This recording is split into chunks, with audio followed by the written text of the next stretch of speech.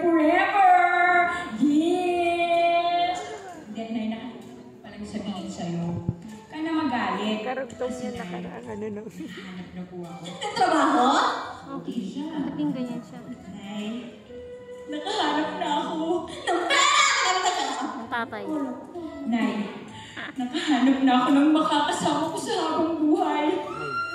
Yung mag-aaway sa atin sa kahirapan. At meron na akong makakapitan.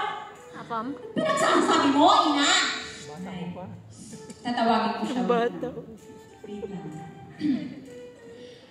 Rigoy? Rigoy!